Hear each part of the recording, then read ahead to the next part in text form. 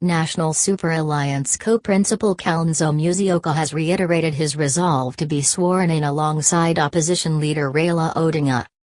For the second time in as many weeks, Mr Musyoka warned that he and Mr Odinga were ready to take the oath of office unless President Uhuru Kenyatta moves fast to initiate dialogue with NASA.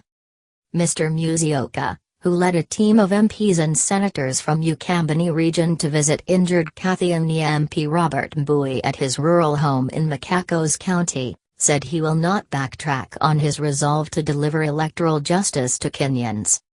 Mr Mbui fractured his leg during the chaotic homecoming for Mr Odinga in Nairobi after a month's visit to the United States of America.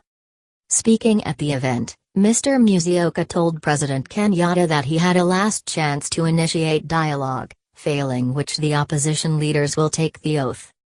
People's Assembly. On Thursday, the opposition coalition released a timetable for People's Assembly meetings across the country and announced the formation of an Assumption of Office committee expected to coordinate the oath-taking plans set for January 30. It was not the first time Mr Musyoka was declaring his readiness to be sworn in alongside Mr Odinga. Speaking after returning from Germany where he spent 10 weeks by the side of his ailing wife Pauline, Mr Musyoka declared that he and Mr Odinga would be sworn in unless Mr Kenyatta initiated dialogue to address electoral injustices in Kenya. And speaking at Mr Mbui's home on Friday, the Wiper leader reiterated that the country was divided and there was no way the leaders could run away from dialogue. He said they were not afraid of threats by the state to jail them. Fear is the enemy of justice. I want to say that we have a constitutional moment and the only solution is to revisit the Constitution, said Mr Musyoka. He clarified that the NASA leaders were not interested in Newsomcate but added that the BOMA's draft, which defined the structure of the executive, would provide a solution to the present crisis. Sisi Hachataki Mamboya Newsomcate but we want justice. It is time we revisited the BOMA's draft if we want to cure the problem of tribalism, he said. Mr Musyoka blamed the church for taking sides. Justice. The church has not stood for truth and justice, said Mr Musyoka. Mr Mbui asked the people not to despair. Do not lose heart. We are here seated with the Deputy President. The people of Kathiani elected him on August 8, he said.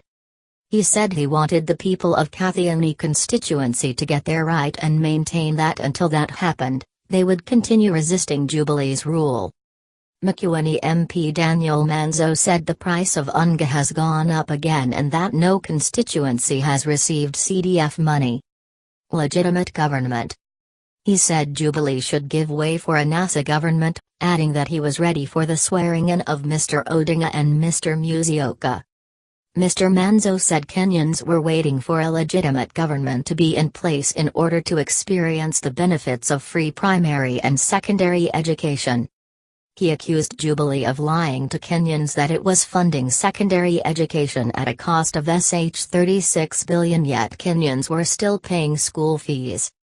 Kilome MP Thaddeus Nzambia, who was together with Mr Mbui at the time he got hurt, said people were behind Mr Musyoka in the struggle to reclaim the stolen victory. Borabu MP Ben Mamanii, Wiper, said Mr Mbui deserved to continue holding the post of Minority Chief Whip as he got injured in the line of duty.